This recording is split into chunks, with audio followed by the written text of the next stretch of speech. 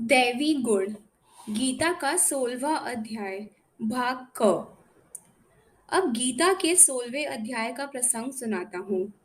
इसमें आचार का वर्णन है कि मनुष्य का आचार बड़ा ऊंचा होना चाहिए। दो श्रेणियों के जन वर्णन किए जाते हैं, देव और असुर। लोग ऐसा वर्णन किया करते हैं कि असुर बहुत सींगों वाले डरावनी शक्ल के होते हैं और देव जो आकाश में रहते हैं। यह कम ही लोग विचार करते हैं कि जैसे हम हैं वैसे ही मुंह नाक कान वाले और हम में से ही देव होते हैं और हम में से ही असुर होते हैं। देवों का गुण वर्णन करते हैं। पहला, अभयम, निर्भयता। वास्तव में यह ही दैवी गुण है। जो निर्भय है तो समझो उसे परमेश्वर में विश्वास है, आत्मिक बल है। निर्भयता के गुण के कारण आदमी देव ही तो है। जिन जातियों में भय आया वे दासता में आ जाती हैं। मेरी वस्तु न रहे, मेरा गौरव न रहे। मैं क्यों यह बात सच्ची कह दूं? झूठ भी डर कर वह बोलता है। दूसरा, सत्व संशुद्धि अर्थात अंदर की पवित्रता। पवित्रता का दिखावा वे बहुत रचते हैं, पर विचारों में उनकी कितनी निर्मलता है यह वे ही जाने। उनमें छल कपट बहुत होता है। बगुला बहुत स्वच्छ परों वाला होता है, पर यह तो उसके बाहर की शुद्धि है। उसकी सफेदी उसमें देवत्व नहीं लाती। देवत्व तो आंतरिक शुद्धि से आता है। तीसरा, ज्ञान योग में स्थिरता।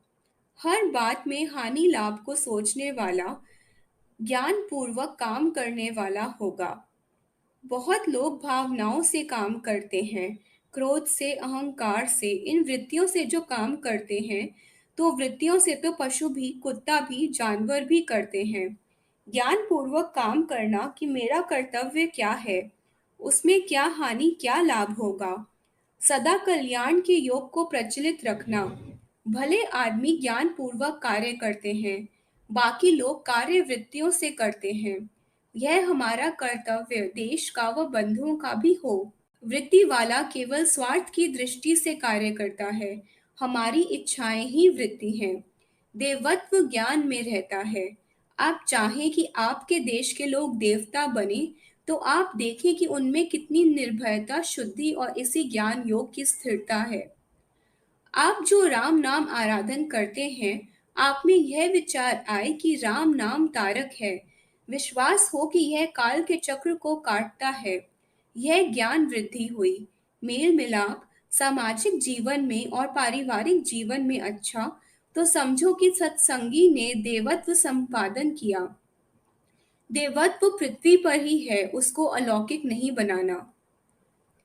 दान, जो दूसरे को दिया जावे। दूसरे को आदर देना, मीठी वाणी बोलना भी दान है। हरिद्वार में पंडित को पैसा देने तक ही दान को सीमित नहीं कर देना। यदि आप सेवा करते हैं तो यह भी बहुत बड़ा दान है। पैसा भी देना चाहिए। यह पैसा तो सारे देश की वस्तु है। केवल अपनी पूंजी न जानो। दान और भी हैं। यदि आपने अपने मिलने वालों में राम नाम का दीपक जला दिया, तो आपने जन्म जन्मांतर काम आने वाली पूंजी दे दी। सेवा की तो यह भी दान। श्रमदान, कई देशों में जिन्होंने बहुत शीघ्र उन्नति की, धन और श्रम को वहां सरकार ने अपने वश किया। कुछ ही वर्षों में हजारों मील सड़कें, नहरें आदि वहां बन गई।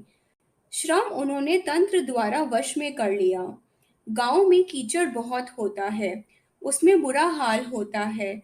यदि ग्रामीण एकता से गांव में श्रमदान करने लगे, तो गांव को कीचड़ आदि से स्वच्छ कर लेना कठिन नहीं। हजारों ने मार्ग पर श्रमदान दिया। इससे उत्तम बातें हो गई। यह जो श्रम देना है यह बड़ी ऊंची चीज है। कौन है जिसकी बोलने को मीठी वाणी नहीं व करने को कोमल कर्म नहीं। दमन, किसी युग की बात है कि प्रजापति के पास तीन श्रेणी गई और कहा कि उपदेश दो। प्रजापति ने उपदेश तीनों श्रेणियों को दिया, द द द। फिर तीनों को पूछा कि उन्होंने क्या समझा, तो देवों ने कहा कि दमन करो। दमन न हो तो 15 मिनट में सारे विश्व का नाश हो जाए। ऐसे हथियार बन चुके हैं कि यदि उनके प्रयोग की इच्छा का दमन न किया जाए तो प्रलय अपनी हाथों से हो जाए। आपके प्रधानमंत्री को सौभाग्य प्राप्त है कि उन्होंने रोक दिया है। मन का दमन करना है, अपने आप को काबू करना। असुरों को पूछा, उन्होंने कहा कि आपने हमको कहा है कि दया होनी चाहिए। मनुष्यों ने कहा कि दान होना चाहिए। जगत स्वार्थ से नहीं, दान से चल रहा है। उपदेश तो ऐसे दिया करते। अब तो लोग धार्मिक सिनेमा आदि से उपदेश की बातें कहते हैं। धार्मिक सिनेमा यह तो पाखंड है। यह व्यापारियों की आरंभ की हुई बातें हैं। यह तो हिंदू धर्म की अवहेलना है। राधा कृष्ण बनना, गांव में लड़के बनते हैं फिर पैसे मांगते हैं। मुझे कहना यह है कि लोग कहते हैं कि यह बड़ा उपदेश है। बहुत सुनने में कुछ नहीं रखा, चलने में है। यहाँ लोग लंबे भाषण देते हैं। बाहर देशों में लोग कभी 20 मिनट से अधिक नहीं बोलते। 2-2 घंटे की व्याख्यान की झड़ी वे बहुत नहीं देते। उनके वचनों का बड़ा प्रभाव होता है। यहाँ बहुत सुनने का रिवाज है, करने का नहीं है। जब तक बनिया सेना में नहीं जाए, वीरत्व उसमें कैसे आ सकता है? आदमी को चलना चाहिए। उपदेश बहुत लंबे नहीं हुआ करते। देवत्व का गुण दान है।